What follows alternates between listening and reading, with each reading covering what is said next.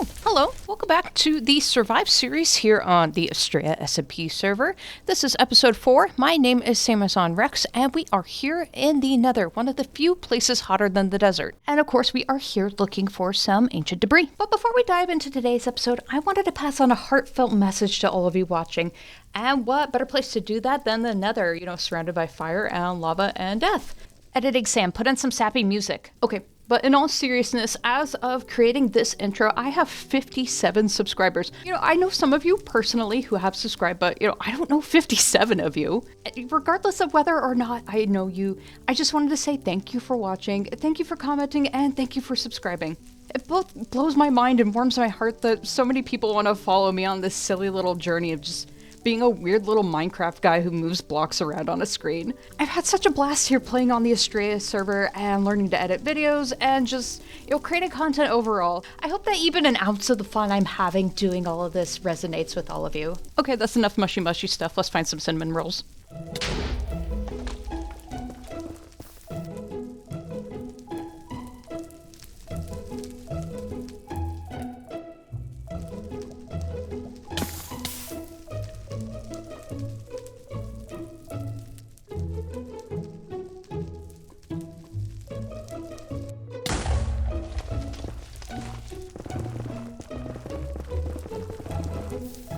And with what I have at home, that should be good. Ooh, look at me, I'm so menacing. What would you do if you saw this goober coming at you from down the street, huh? I think I have some armor trims I found while tooling around the ocean. Hold on.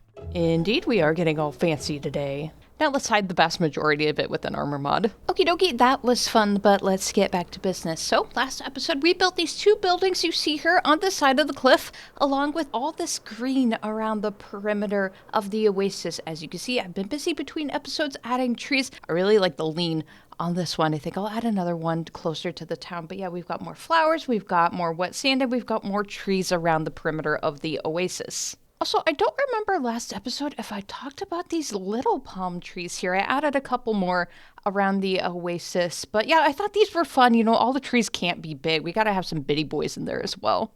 I also added these cocoa bean pods, cacao pods, whatever they're called. I thought they looked like coconuts and I thought it was neat. But yeah, barring adding a few more trees, some miscellaneous landscaping here and there, I do believe that the oasis greening up portion is all done. Also, I did read the comments with the feedback and suggestions for lighting around the area. And one commenter named maybe Emmy suggested placing a light source 2 blocks down and then a trapdoor and then a pressure plate on top of that, which works well for the kind of bottom desert area. The issue with the cliff, though, well, it's only 1 block, and it's kind of hard to set a light source down when your shell is only 1 block. But then I remembered a trick I accidentally found while using scaffolding one time. So what I ended up doing is digging a hole where I wanted the light. I would place a scaffolding 1 block adjacent to it, build out above the hole. Hold on, there we go. Build out above the hole, shift and click. It would appear above, and then the next ones would fall down underneath the scaffolding and hit the ground below. I would continue to place scaffolding. Hold on, it requires a lot of scaffolding. I would continue to place scaffolding until it created a tower that connected from the ground to where I was above. From there, I would climb back up, break the scaffolding there, until I was 2 blocks down, place my light source, come back up, and then place my trapdoor and my pressure plate. The only downside to this is, well, if I step on the pressure plate, the trapdoor triggers and I have a pressure plate in my inventory. But I think that will be okay because I've placed these in spots that I don't tend to walk. So thank you again to maybe Emmy, hopefully I'm pronouncing your username right, for the suggestion. So now I think it's time we add just a couple more buildings to the village. As you can see here, I've got a couple of shulker boxes. I've got one over there, and I've got one here right in front of us. The first building will be right here, about this tall, about this wide, just kind of down the path from the library. The second building is going to go over here. I'm not sure what I'm going to do with either of these buildings, but we'll get there when we get there. You'll notice that the area is kind of narrow. We may have to do some digging into the cliff. While I want want these buildings to be kind of narrow because it's kind of the style that we're going for. We don't want them to be New York City apartment size or anything. We want to actually be able to live and do things in these buildings. So let's get started.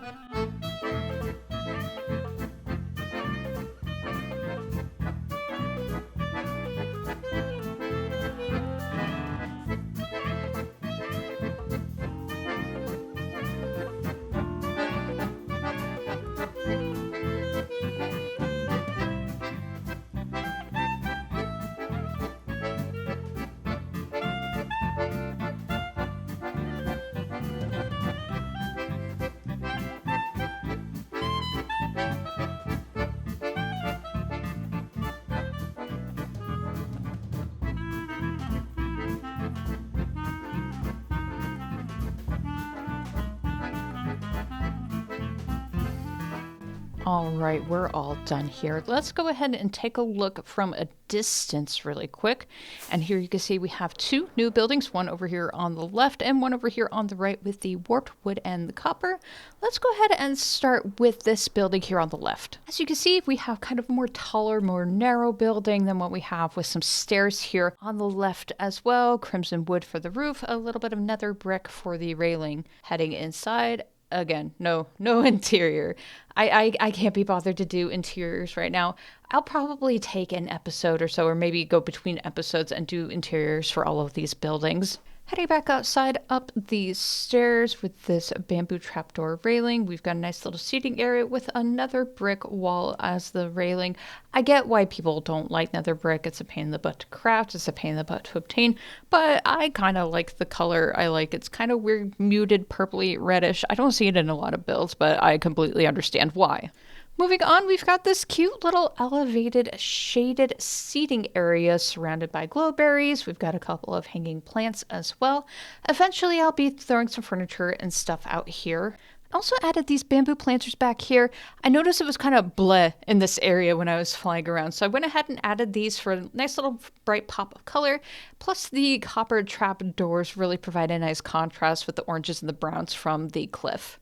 Over here we have house number 2, kind of precariously perched on this edge of the cliff. Heading inside the building, again, no interior, but lots of windows, a little bit of open air area. Got some scaffolding over here, the windows in a bamboo shade on the far side of the building. I thought it was kind of interesting to use the scaffolding. I've seen other people do that before, but I wanted to try it in a build myself. Heading back outside and up here to the roof, you'll see that we have alternating lines of warped wood strips and copper strips. I've added these trapdoors here, kind of alternating, just to add a little oomph and a little texture. And what is this glow lichen, right?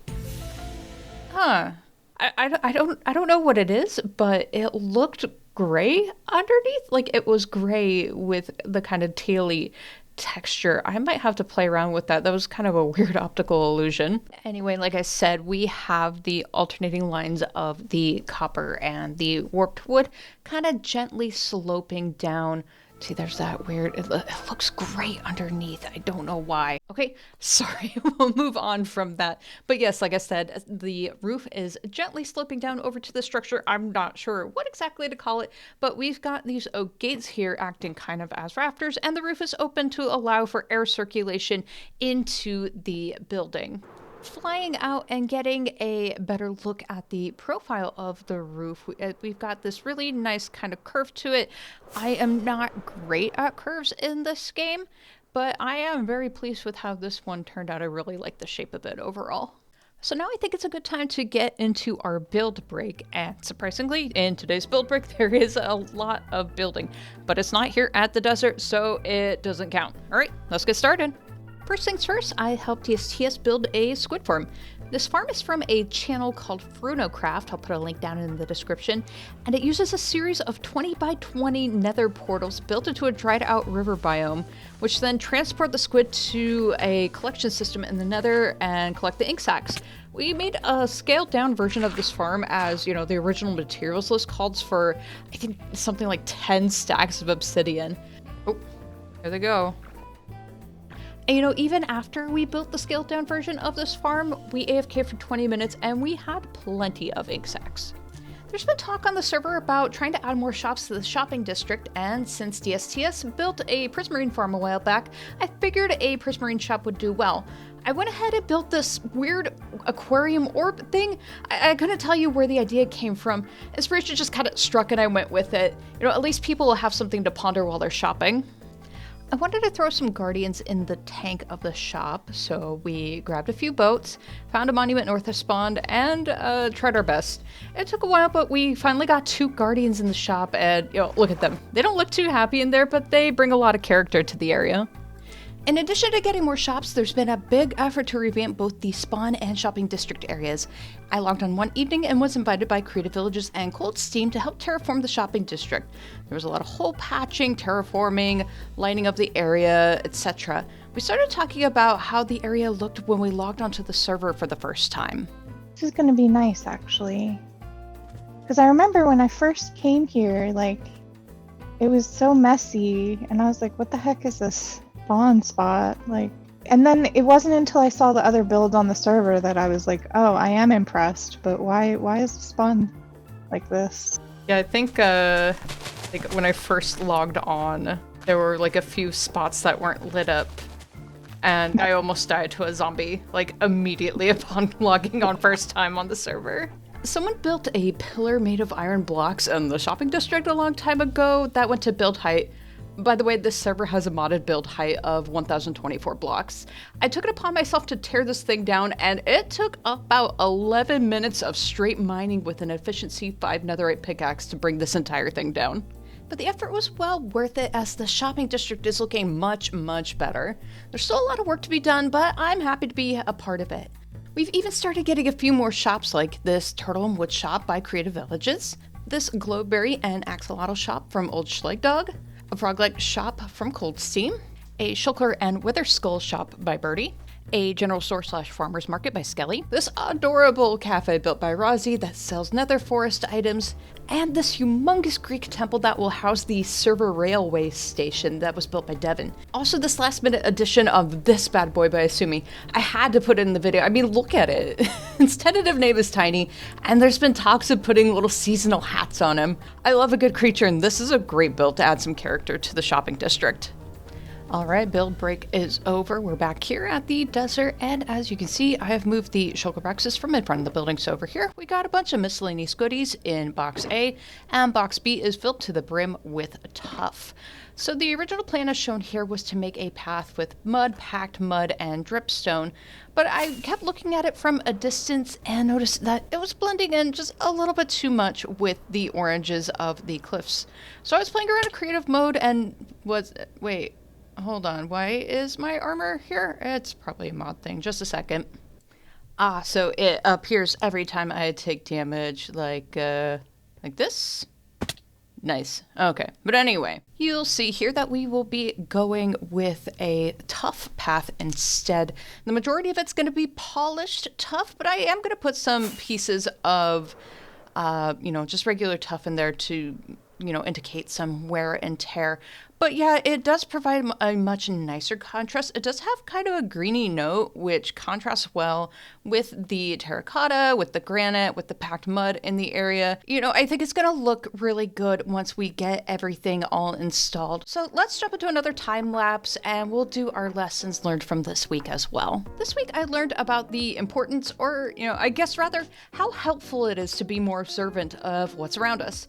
I was struggling for stuff to put into this build to make the village look more alive, and I know I could have just Googled stuff in a town or something, but I'm stubborn and I wanted to think of these things myself. And one day I was sitting at my desk when, that duh moment hit me. Why not just go for a walk? And by actually looking around, I was able to get some inspiration from just walking around my neighborhood. And it's easy to gloss over some details when you're just going about your daily routine, but when actually looking, you tend to notice some cool stuff.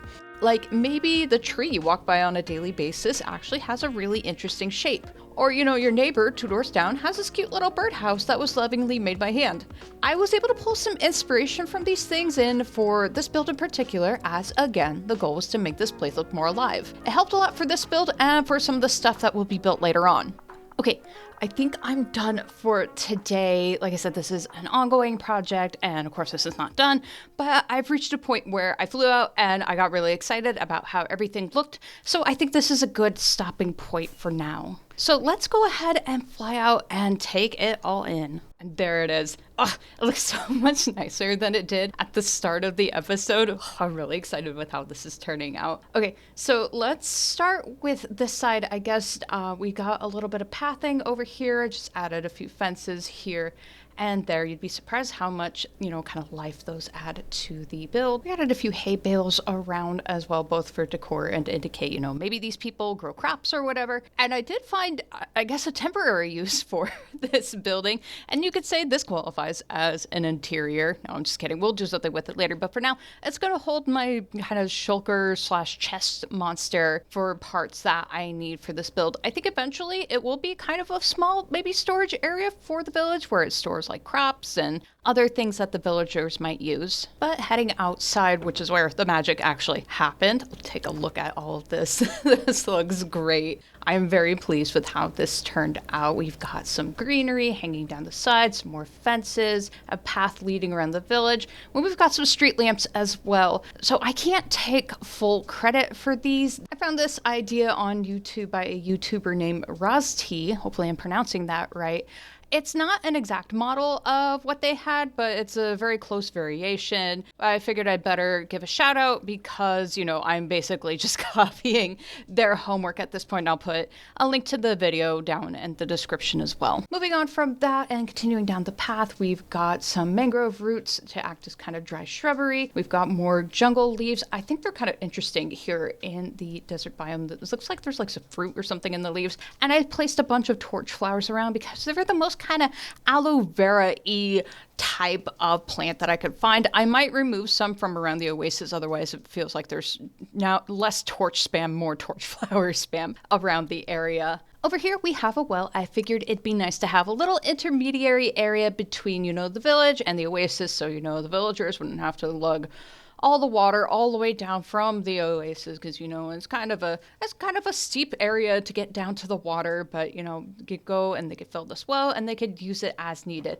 Another kind of neat thing about it is secret entrance to the inside of the cliff. I've been trying to kind of patch the holes around the area of the cliff because I've been using them to get in and out. But I'd like to make it look more like an established landform. And we'll go ahead and add more secret entrances around the area. I think that's going to be one of our focuses for the next episode. Okay, hold on. But yeah, anyway, let's continue through the village. Here you can see we have more kind of stuff around the area, more fences, more hay bales. I really like this view of all the street lamps.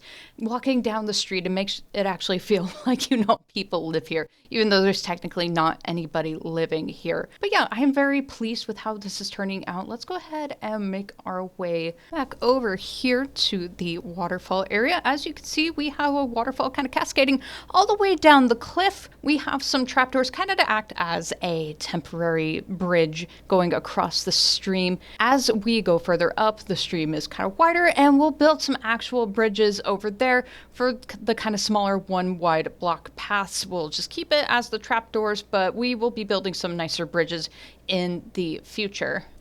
And over here next to this house, I built this nice little garden with beetroots, and we used the pitcher pods as turnips. As long as you put string over them, they'll only grow to, 1 block tall, and they look like these giant turnips. I think it's really nice. I discovered this in my old magic house build. But for this house, I just thought that, maybe someone kind of older lives here and they're a little more self-sufficient. It's kind of hard to go, up and down these stairs to the main village area. So they've got their little garden over here where they grow their food, and, there's an easy water source over here by the waterfall, and they're just living their own little life, and they love their little garden. I don't know. I figured that was kind of something fun to add. So yeah, I think that's about it. I am very pleased. I am very tickled with how this turned out. It's so funny how, just adding some leaf blocks and, some fences and a few details here and there, and even just the pathing, how much, that added to the area overall. Because I mean, think about it, at the start of this episode, we had cliff and we had 2 buildings, but now, you know, it actually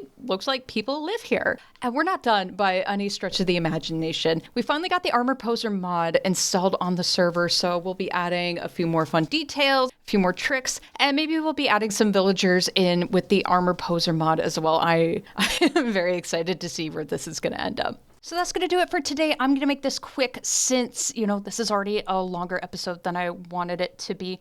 Next episode, we'll focus on some secret entrances to the village, and I promise you that we will go to an ancient city. We just had some kind of trouble finding one there for a while, but I do have one, and I want to actually dedicate some time to, you know, exploring it and doing it right versus, you know, trying to cram it in an already very crammed episode. Speaking of next episode, 2 weeks from now, I will not be releasing one. I will be on vacation. And let me tell you how excited I am to be on vacation. It's been about 10 years since, you know, DSTS and I took a vacation together by ourselves. So we are going to be going somewhere warmer, somewhere more tropical, and it is going to be a good time. So as usual, we will leave it with the shaders on. Let me know what you think down in the comments, and if you liked what you see, be sure to like and subscribe and all that good stuff. If you got this far, thank you for watching. Take care, and we'll see you next time. All right, bye-bye.